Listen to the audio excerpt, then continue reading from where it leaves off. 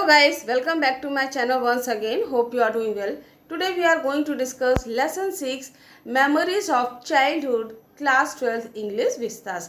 So this chapter we will discuss line by line. इस chapter को हम line by line discuss करेंगे. So this chapter is based on the memories of two writers. ये जो chapter है वो दो राइटर्स की मेमोरीज है, उनकी अपनी कुछ पुरानी यादें हैं, उनकी अपनी कुछ लाइफ के ऐसे इंसिडेंट्स हैं जिनको वो याद करती हैं और उनको वो लिखती हैं. So this is an autobiography of a writer. Autobiography means the story which is written by the writer himself. Autobiography means कि वो स्टोरी जो राइटर के द्वारा खुद लिखी जाती है. This is called as an autobiography.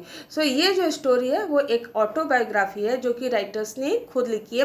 What he feels in his life, क्या वो बचपन में अपने जीवन में क्या फील करती हैं उस चीज़ को वो डिस्कस करती हैं. Now let's see. First of all, we will see the introduction of this chapter. This unit presents autobiographical episodes from the lives of two women from marginalized communities who look back on their childhood and reflect on their relationship with the mainstream culture. This unit means ये जो chapter है वो आपका एक autobiography है. Means writer ने खुद अपने लिए, जिसको हम बोल सकते हैं कि आत्मकथा, तो ये राइटर्स की अपनी आत्मकथा है जो कि उनकी अपनी लाइफ की इंसिडेंट के बारे में बताते हैं.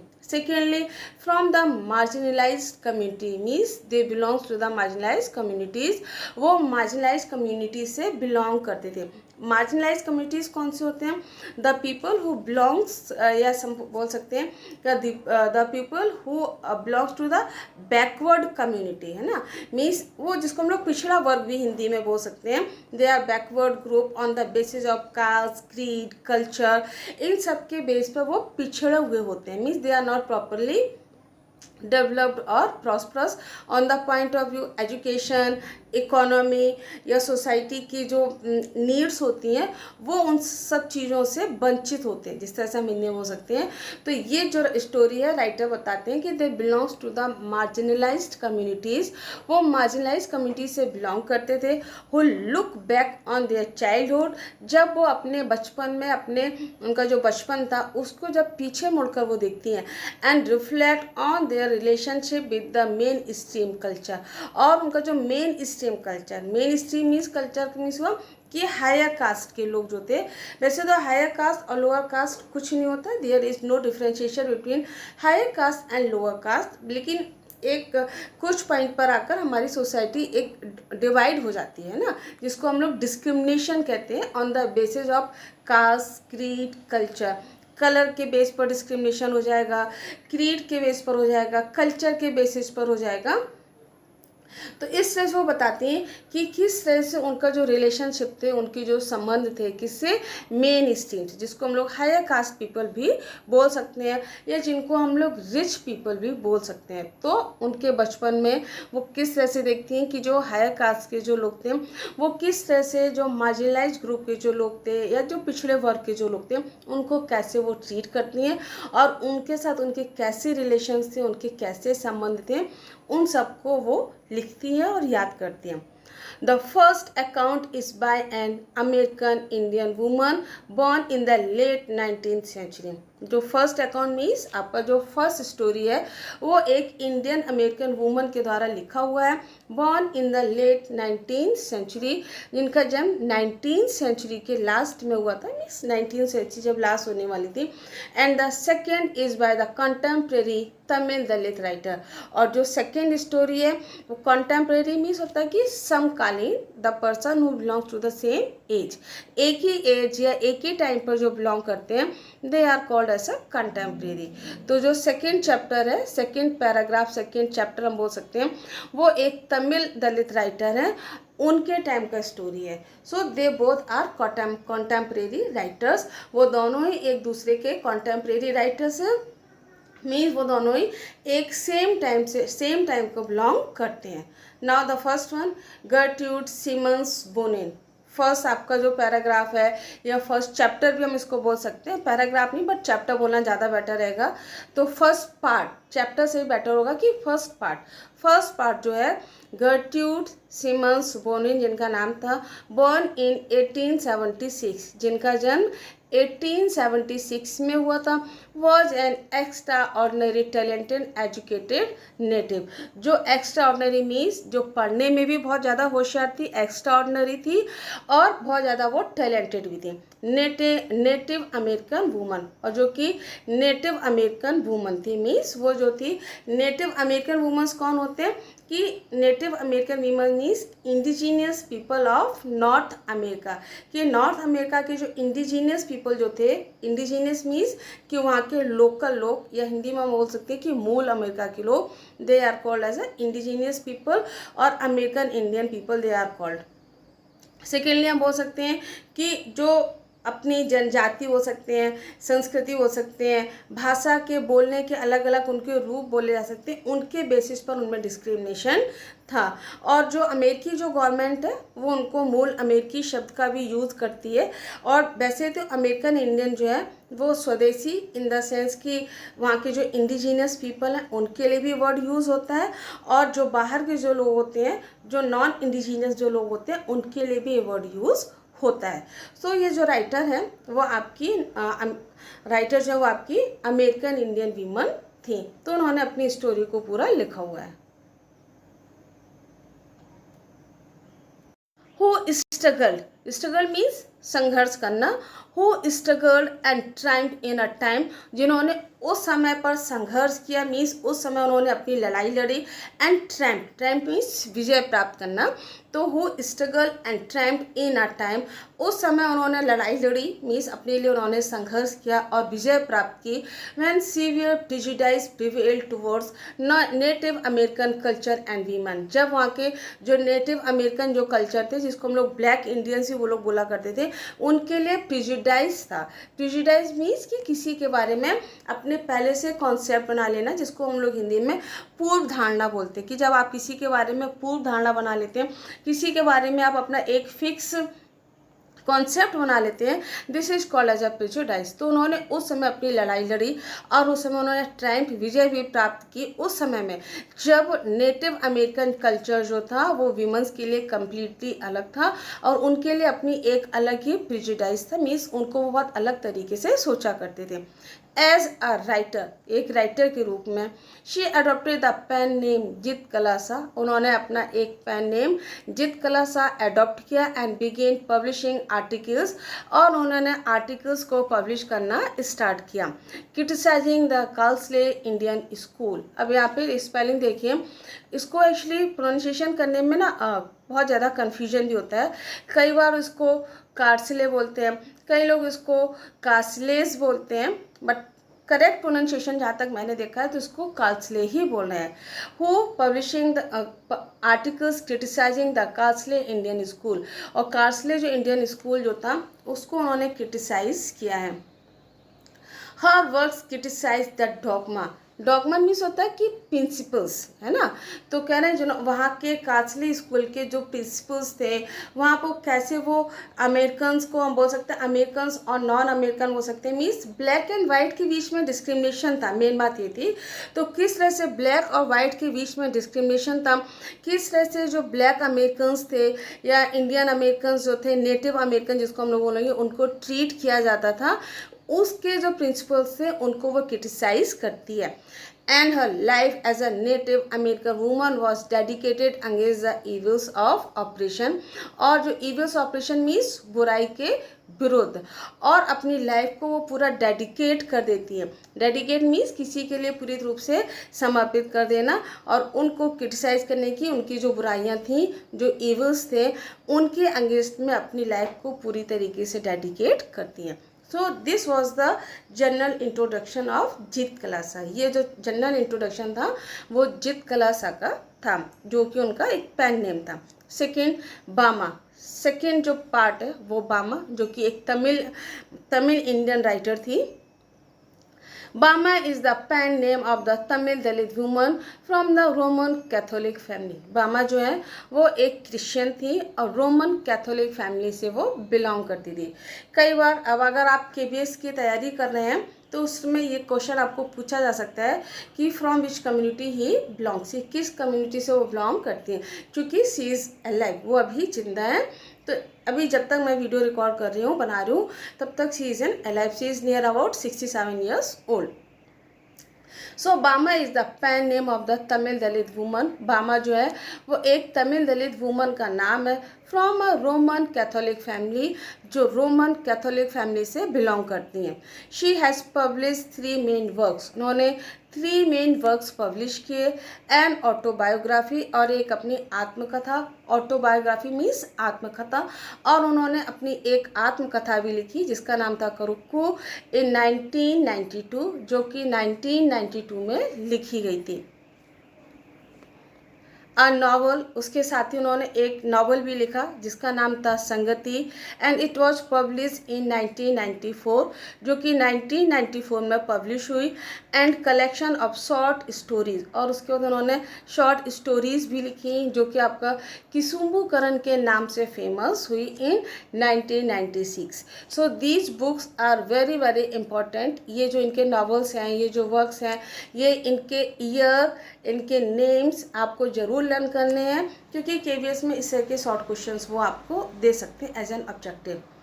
The following excerpt has been taken from Karukku, और ये जो आपका पार्ट 2 है, ये आपका कुरुक्कू से लिया गया है। Excerpt means small part, means Palmyra leaves which there are serrated edges on both sides are like the double-edged swords.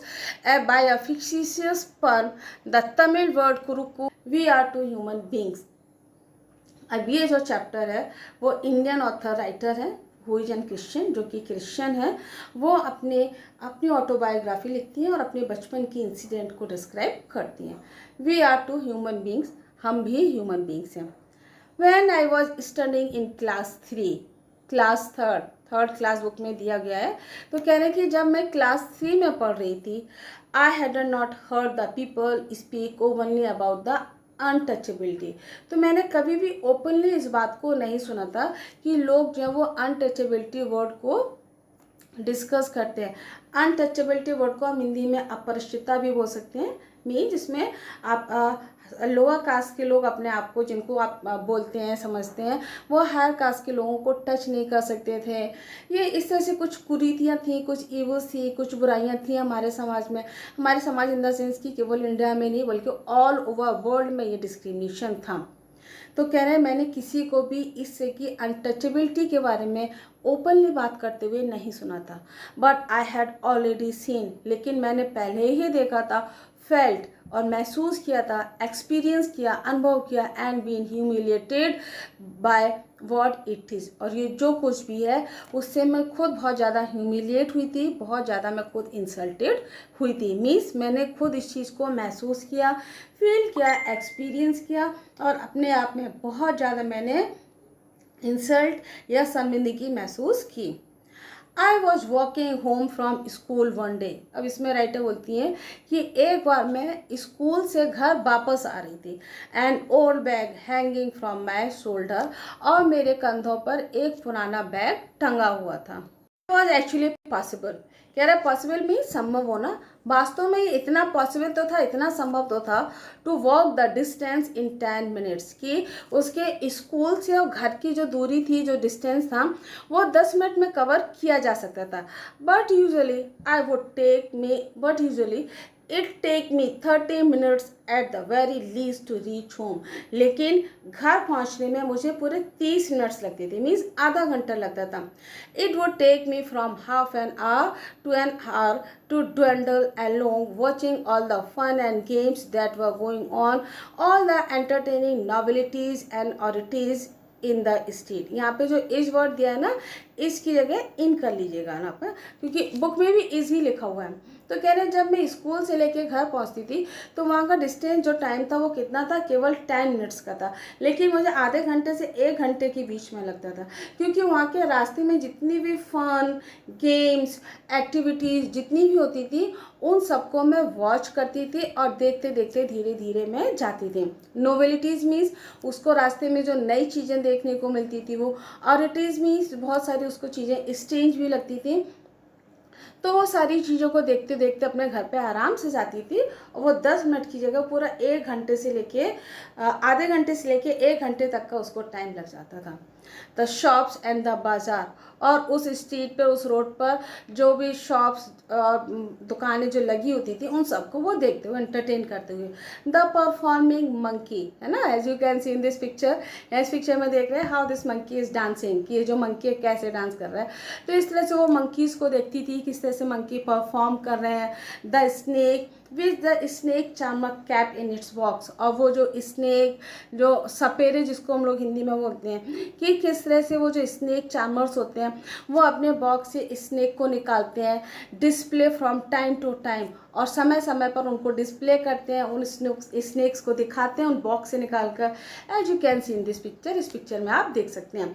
The cyclist who had not got off his bike for 3 days, कह रहे cyclist जो 3 दिन से अपनी bike से नहीं उतरे हैं, and who kept pedaling as hard as he could break of the day, कह रहे ब्रेक ऑफ द मीन्स दिन की शुरुआत से, और दिन की शुरुआत से वो वहाँ पर पैडलिंग कर रहे हैं, यहाँ पर वो साइकिलिंग कर रहे हैं लगातार।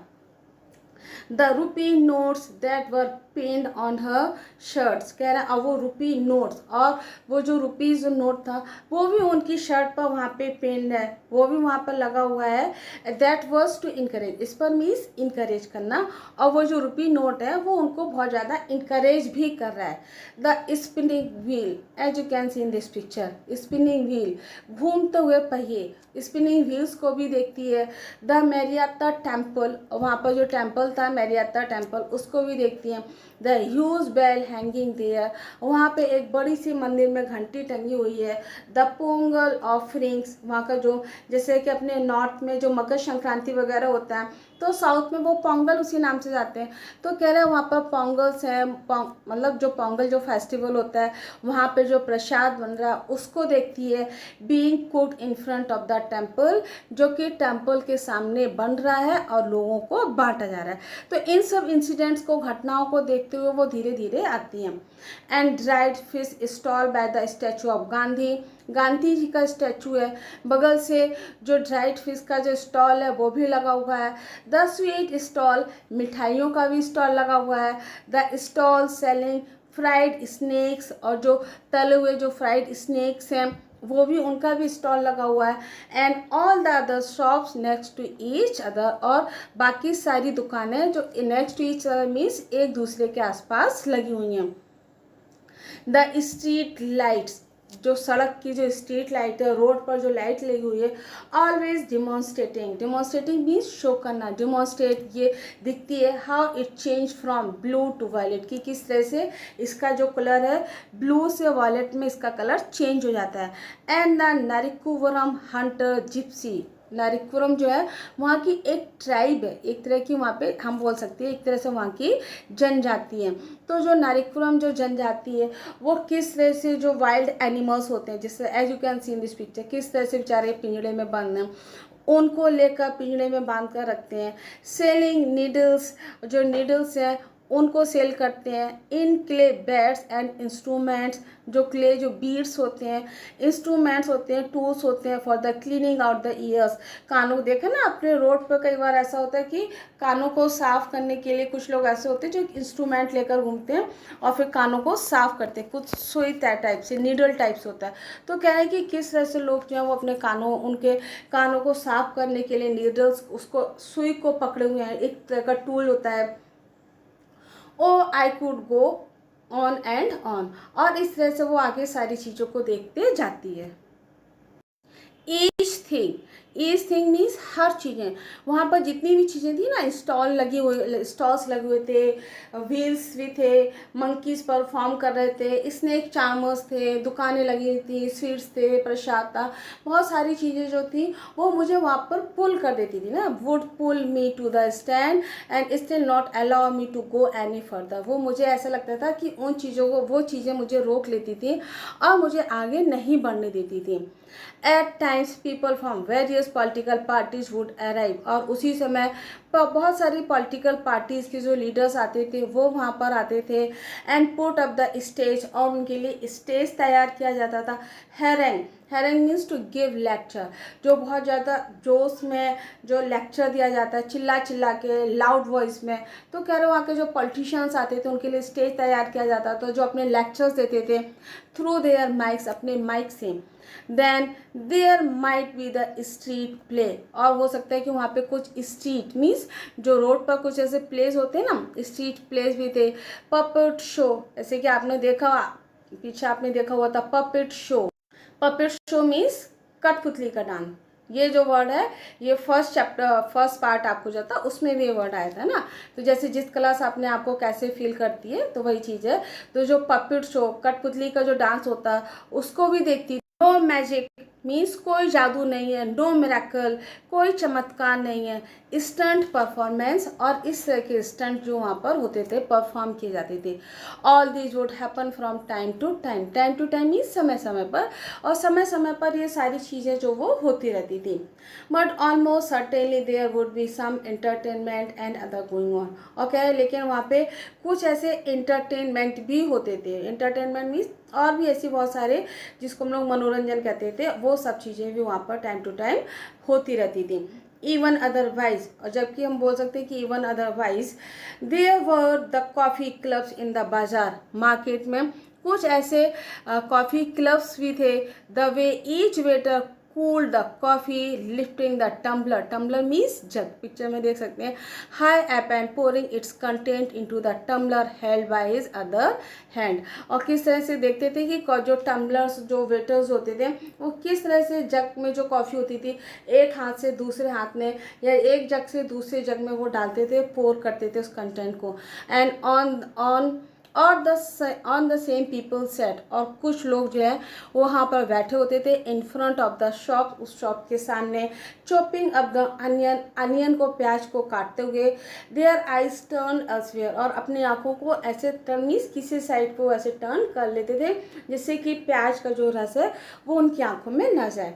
सो दे कुड नॉट स्मार्ट, है ना, सो दे वुड नॉट स्मार्ट, इस तरह से उनकी आँखों में वो प्याज का रस नहीं जाता था। और the almonds trees growing there and their fruits which was occasionally blown down by the wind। कह रहे हैं जो आलमंड मीन्स बादाम का जो पेड़ होता था, बादाम का पेड़ भी था, और ओकेजनली मीन्स कभी कभी, और उससे जो हवा चलने की वजह से उस वो आलमंड के जो बीज थे वो भी गिरते थे। ऑल दीज साइट्स, और ये जो सारी साइट मीन्स दृश्यशील, और ये सारी चीज़ें वो देखकर together would tether means tie up, बांध लेना, रुक लेना, my legs and stop me from going home. और मुझे ये सारी चीज़ें जब वो देखती थी मीन्स बंदर का डांस करना, स्वीट्स को देखना, और भी बहुत सारे इंसिडेंट वो जितने भी उस पर रोड पर जो होते थे उनको देखकर वो रुक जाती थी। कह रहे ये सारी जो इंसिडेंट्स हैं वो मुझे बांध लेते थे और मुझे अपने घर आगे नहीं जाने देते थे। And then according to the season, और सीजन के according there would be mango. अब यहाँ पर फ्रूट्स की बात हो गई है, mangoes, cucumber, sugarcane, sweet potatoes, palm fruits, gram, palm syrup, plum fruits, guava, jackfruit means कटहल, और ये सारी चीज़ें भी वो देखती थी। मीन्स ये बहुत ज़्यादा इंपॉर्टेंट नहीं है, वेजिटेबल फ्रूट्स के केवल नाम है। Every day I would see people selling sweets and savoury fried snacks. हर दिन मैं देखती थी लोग किस तरह से स्वीट्स, मिठाइयाँ, सॉल्टी मीन्स स्पाइसी डिश उनको बेचते हैं, फ्राइड स्नैक्स बेचते हैं, payasam means kheer, as you can see in this picture. Every day I would see people, कह रहा है हर दिन मैं लोगों को देखती थी, सेलिंग स्वीट्स, ये किस तरह से स्वीट्स मिठाइयाँ बेचते हैं, सेवरी मीन्स स्पाइसी डिशेज उनको बेचते हैं, फ्राइड स्नैक्स, जो फ्राइड जो स्नैक्स उनको बेचते हैं, payasam means kheer, as you can see in this picture. आप ये पिक्चर में देख रहे हैं ना, खीर जो चावल और दूध से बनती है उसको, हलवा, बॉइल्ड टैमरिंड मीन्स जो बॉइल करके जो इमली के बीज होते हैं उनको, और iced lollies, iced lollies means एक स्टक पर कुछ फ्लेवर्ड आइस होता है वो अच्छा लगता है बच्चों को, आइस लॉलीज, इन सब चीज़ों को वो देखा करती थी। Gazing at all this, gaze means देखना, ध्यान से देखना, gazing at all this one day, एक दिन, I came to my street, my bag slung over my shoulders. कह रहे इन सब चीज़ों को देखते हुए एक दिन मैं वापस मतलब मैं वापस अपने घर आ रही थी, और जो बैग जो था वो मेरे कंधों पर टंगा हुआ था। जैसे यहाँ पर पिक्चर में देख रहे हैं ना, जो बैग है ना इसके कंधे पर टंगा हुआ है, एट द अपोजिट कॉर्नर, और दूसरे अपोजिट कॉर्नर पर दाओ the threshing floor. Threshing floor means जो ग्रेन्स जो होते हैं ना, अनाज की जो मशीन होती है काटने की, this is called as a threshing floors. तो फ्लोर्स था जहाँ पर अनाज को काटा जाता था। हैड बीन सेटअप, वो भी था। And the landlords was the proceedings, और जो वहाँ की जो प्रोसेस जो भी होता था, उस पूरी प्रोसेस को जो लैंडलॉर्ड्स होते थे वो उसको बहुत ध्यान से देखते थे, वहाँ पर वो बैठे होते थे। वॉज द प्रोसीडिंग्स मीन्स जो प्रोसीडिंग्स जो होती थी उस प्रोसेस को ध्यान से देखती थी। Seated on the piece of sacking spread over the stone edge. Stone edge means पत्थर की एक दीवार होती थी, बड़ा सा पत्थर जिस पर वो एक बोरी डालकर बैठे होते थे और आराम से वो जो पूरा प्रोसेस होता था उसको अनाज को काटने का, उसको वो ध्यान से देखते थे। आर पीपल, अब आर पीपल यहाँ पे जो वर्ड दिया ना, तो our peoples in the sense है कि उसकी कम्युनिटी के लोग, मार्जिनलाइज पीपल, जो उससे जो बड़े लोग थे या उसकी कम्युनिटी के जो लोग थे उनकी बात करिए। तो our people were hard at work, और हमारे जो लोग थे मीन्स उसकी ग्रुप के, उसकी कम्युनिटी के जो लोग थे वो बहुत कठिन परिश्रम करते थे। ड्राइविंग कैटल्स इन पेयर्स, और जो कैटल मीन्स जानवर, जानवर्स को एक साथ लेकर आते थे राउंड एंड राउंड, और फिर उन जानवर को राउंड एंड राउंड में घुमाते भी थे। To tread walk around the grain from the straw, और वो जो स्ट्रॉ मीन्स वो जो अनाज रहता था उन सब की वो प्रोसेस को वो करते थे। And now the animals were muzzled so that they wouldn't help themselves to straw. Muzzled means मुंह बांध देना, as you can see in this picture. यहाँ पे मुझे देख रहे हैं ना मुंह में कि किस तरह से इसका जो फेस बांध, चेहरा सो मुंह जो है वो बांध दिया गया है, so that it can't eat the grain, जिससे कि वो जो ग्रेन्स हैं, जो अनाज है, जो गेहूँ है, उसको वो ना खा सकें। Help themselves to stop. I stood for a while there watching the fun, और उसको ये सब देखना बहुत अच्छा लगता था, उसको बहुत फन लगता था, इसलिए वहाँ पे वो खड़ी रहती थी और वॉच करती थी, देखती थी। जस्ट देन, और तभी an elder of our street came along from the direction of the bazaar, और तभी एल्डर मीन्स एक बुजुर्ग को भी यहाँ पे बोल सकते हैं कि तभी हमारी कम्युनिटी का, ऑफ आर हमारा कह रहे हैं, जस्ट देन तभी हमारी कम्युनिटी का एक व्यक्ति, एक एल्डर बाजार के डायरेक्शन से आता है, मीन्स बाजार से आता है। The manner in which he was walking along made me want means copy करना, नकल करना, कि जिस मैनर, जिस तरीके से वो जो बुजुर्ग, जो वो आदमी जो आ रहा था, वो मुझे मतलब मैं भी उसकी वैसे ही कॉपी करने लगी। Wanted to shriek with the laughter at the sight of such a big man carrying a small packet in that fashion, और मुझे देखकर ना बहुत हंसी आने लगी कि किस तरह से इतना बड़ा आदमी जो है, और किस तरह से फैशन में, ऐसे किस फैशन से उसने, उस आदमी ने उस पैकेट को पकड़ा हुआ है। आई गेस्ड, मैंने गैस किया, मैंने कुछ अंदाज़ा लगाया। देयर वाज समथिंग लाइक बड़ाई एंड द ग्रीन बनाना भाजी इन द पैकेट, मैंने अंदाज़ लगाया कि शायद उसमें कुछ बड़ा है और कुछ बनाना की भजिया है। Because of the wrapping paper was stained with oil, क्योंकि वो जो भजिया उन्होंने जो रैप की हुई थी उससे कुछ ऑयल की जो स्टेन्स थे, स्पॉट्स बाहर आ रहे थे। He came along holding out the packet by the string, as you can see इस पिक्चर में देख सकते हैं कि किस तरह से वो जो पैकेट था वो स्टिंग मीन्स रस्सी, कि किस तरह से उन्होंने एक धागे से या रस्सी से उस पैकेट को पकड़ा हुआ है, विदाउट टचिंग इट, उसको टच किए बिना।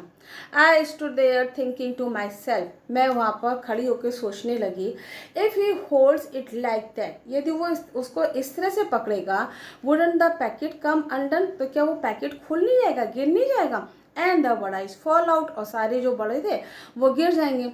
इस तरह से मैं खड़े होकर सोचने लगी।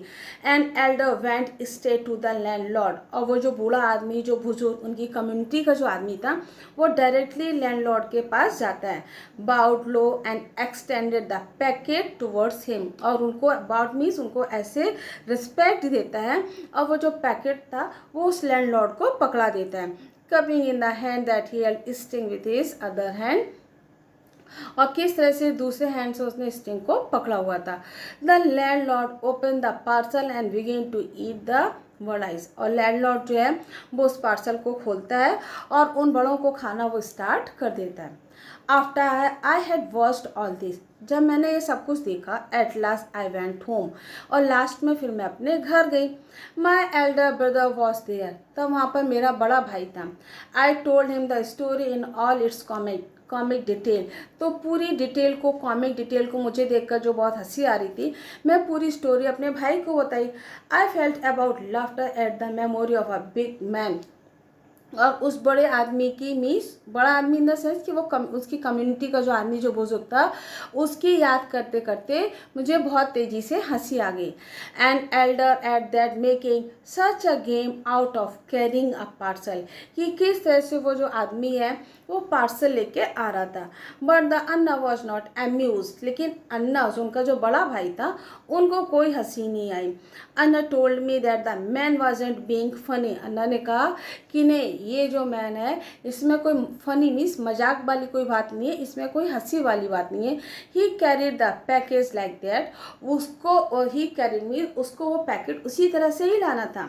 ही सेड समबडी बिलीव, उसने कहा समबडी, कुछ लोग ये विश्वास करते हैं that they were upper caste and therefore must not touch us, कि वो अपर कास्ट से बिलोंग करते हैं और वो हमको टच नहीं कर सकते हैं। इफ़ दे डिड, अगर उन्होंने ऐसा किया, मीन्स अगर उन्होंने हमको टच किया, दे वुड बी पॉल्यूटेड, तो वो पॉल्यूट हो जाएंगे, इम्प्योर हो जाएंगे, उनके लिए बहुत ज़्यादा ही हार्मफुल हो जाएगा। That's why he had to carry the package by its string, इसीलिए उनको ये पैकेट जो है वो स्टिंग से, धागे से पकड़ के लाना पड़ा। When I heard this, जब मैंने ये सुना, I didn't want to laugh anymore, अब मुझे हंसी नहीं आ रही थी। And I felt terribly sad, और मुझे बहुत ज़्यादा दुख होने लगा। हाउ कुड दे बिलीव, कह रहे वो कैसे विश्वास कर सकते हैं, that it was disgusting, disgusting means unpleasant, जिसको हम लोग घृणा भी बोल सकते हैं। It was disgusting if one of us held that packet in his hands, यदि हम में से कोई उस पैकेट को पकड़ लेता है, मीन्स अगर उनके खाने को कोई टच कर लेता है, तो ये कितना इतना डिस्गस्टिंग कैसे हो सकता है। Even though the vadai had been wrapped first in the banana leaf, जबकि वो जो बड़े थे वो पहले बनाना लीफ में उनको रैप किया गया था, and then parcel in paper, उसके बाद पेपर में पार्सल किया गया था। I felt so provoked means अब वो बहुत ज़्यादा उसको एराउज, गुस्सा आने लगा, अपने आप को बहुत ज़्यादा इरिटेशन ऐसे हो सकता है कि अपने आप में बहुत ज़्यादा उसको गुस्सा आने लगा, ह्यूमिलेशन होने लगा। And angry that wanted to touch those wretched miserable, wretched means miserable sad vadais myself straightaway, और ऐसा लग रहा था कि मैं डायरेक्ट जाऊँ और वो जो बड़े हैं ना उनको जाके मैं सीधा उनको टच कर लूँ। Why should we have to fetch and carry for those, अब वो लिए, वो अपने लिए, अब यहाँ पे वी की जो बात हो रही है ना, वो केवल राइटर की खुद के, उसके भाई की बात नहीं हो रही है, बल्कि यहाँ वी से सेंस है उसकी पूरी कम्युनिटी के लिए। तो why should we have to fetch and carry for those people, कह रहे हैं हमें उन लोगों के लिए सामान क्यों लाना चाहिए। I wonder, मुझे आश्चर्य होता है। Such an important elder of our goals, such an means ये किस तरह से कह रहे हैं कि हमारी जाति का इतना महत्वपूर्ण व्यक्ति, महत्वपूर्ण इन द सेंस कि इतना एल्डर व्यक्ति, इतना बड़ा व्यक्ति, इतना बुजुर्ग व्यक्ति जो कि दुकान पर जाता है और उतना मीकली मीन्स इतना विनम्र होकर, क्वाइटली, सबमिसिवली या दब्बूपन से भी हम बोल सकते हैं, दुकान पर जाता है और उनके लिए स्नैक्स लेकर आता है। एंड हैंड देम ओवर रिवरेंटली, और रिस्पेक्ट के साथ उनको हैंड ओवर कर देता है और दे देता है। बाउइंग एंड श्रिंकिंग, और उनको रेस्पेक्ट करते हुए, श्रिंकिंग सिकुड़ते हुए, मीन्स ऐसा लगता है कि उसने कौन सा गलत काम कर दिया है।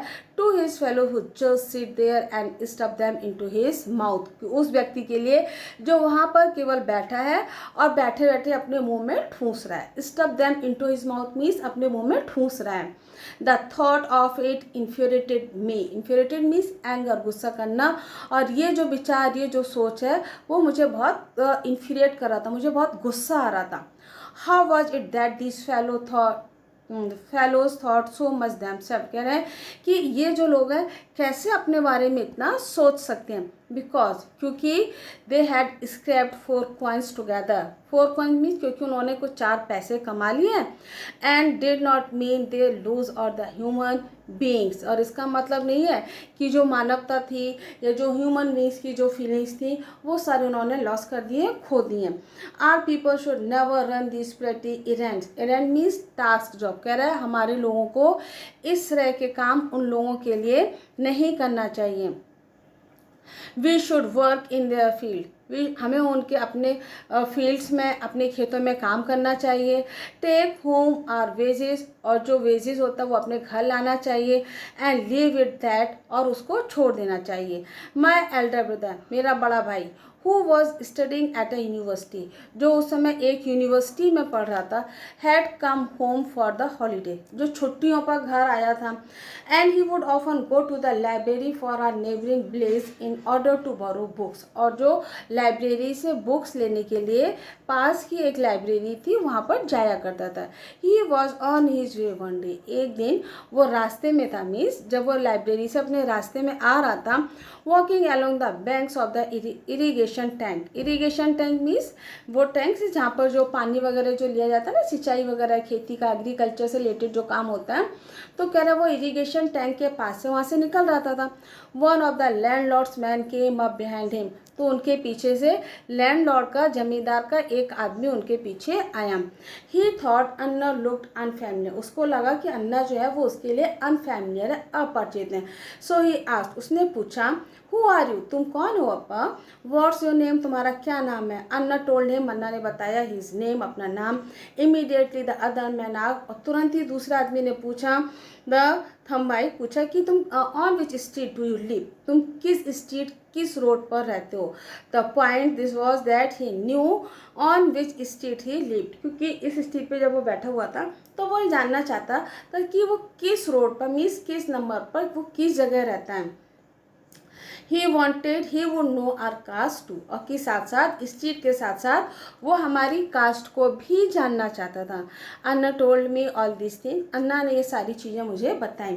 एंड ही एडेड, और उसके साथ ही उन्होंने ऐड किया, because we are born in this community, क्योंकि हम इस कम्युनिटी में, हम इस ग्रुप में पैदा हुए हैं।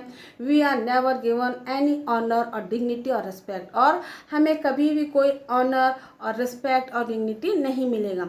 We are stripped all that, हमसे ये सब कुछ छीन लिया गया। But if we study and make progress, लेकिन यदि हम पढ़ेंगे, मेक प्रोग्रेस मीन्स हम कठिन परिश्रम करेंगे, मीन्स अच्छे से अगर हम पढ़ाई करेंगे, we can throw away these indignities, और तभी हम ये जो इंडिग्निटीज़ है, हमारी कम्युनिटी के लिए जो डिसरिस्पेक्ट है, तभी हम इसको थ्रो कर सकेंगे, तभी इससे हम बाहर आ सकेंगे। So study with care, learn you can, all you can, इसलिए उन्होंने कहा कि ध्यान से पढ़ो और वो सारी चीज़ें सीखो जो तुम सीख सकती हो। If you are always ahead in your lessons, यदि हमेशा तुम अपनी क्लास में, अपनी पढ़ाई में, अपनी लेसन्स में आगे रहोगी, people will come to you, तब लोग तुम्हारे पास आएंगे। People will come to you means कि तब लोग तुम्हारे पास आएंगे अकॉर्ड, अपने अनुसार, and attach themself to you, और अपने आप को तुमसे वो अटैच कर लेंगे। वर्क हार्ड एंड लर्न, ज़्यादा से ज़्यादा पढ़ो। वर्क हार्ड मीन्स ज़्यादा से ज़्यादा कठिन परिश्रम करो, और लर्न करो, पढ़ो और सीखो। The words that Anna spoke to me, कह रहे ये वर्ड्स जो अन्ना ने मुझसे बोले थे दैट डे, उस दिन, made a very deep impression on me, वो मेरे ऊपर बहुत ही डीप इम्प्रेशन पड़ा, जिसको हम लोग बोल सकते हैं कि अमिट छाप छोड़ना। एक बहुत ही अच्छा वर्ड है कि जब आप किसी से बहुत ज़्यादा प्रभावित होते हैं, बहुत ज़्यादा किसी से इन्फ्लुएंस होते हैं, तो कुछ बातें उसकी बहुत ज़्यादा आपको इन्फ्लुएंस करती है, आपके ऊपर बहुत बड़ा इंप्रेशन डालती है, जिसको भी आप फॉलो करते हैं। तो कह रहे हैं अन्ना के जो वर्ड्स थे वो बहुत बड़ा डीप इंप्रेशन था मेरे ऊपर, मैं उनसे बहुत ज़्यादा उसको एक्सेप्टेबल थी वो। एंड आई स्टडीड हार्ड, और मैंने बहुत पढ़ा। स्टडीड हार्ड मीन्स कठिन परिश्रम किया, पढ़ा मैंने। With all my breath and being a frenzy almost, जिसके लिए पागलपन बोलते हैं, मैनिया, मतलब पागलपन की हद तक मैंने पढ़ा। एज अन्ना हैड अर्ज, जैसे कि अन्ना ने अर्ज किया था, अन्ना ने कहा था। I stood first in my class, मैं अपनी क्लास में first I. And because of that, जिसकी वजह से many people became my friends, और जिसकी वजह से बहुत सारे जो लोग थे वो मेरे दोस्त बन गए। So that's all, this was the chapter chapter ये चैप्टर था दैट वी हैव डिस्कस, हमने इसको डिस्कस किया। होप ये चैप्टर आपको अच्छे से समझ में आया होगा। और ये जो चैप्टर है वो एक रिफ्लेक्ट करता है the face of the society हमारे सामने, कि किस तरह से एक सोसाइटी का फेस हमारे सामने है।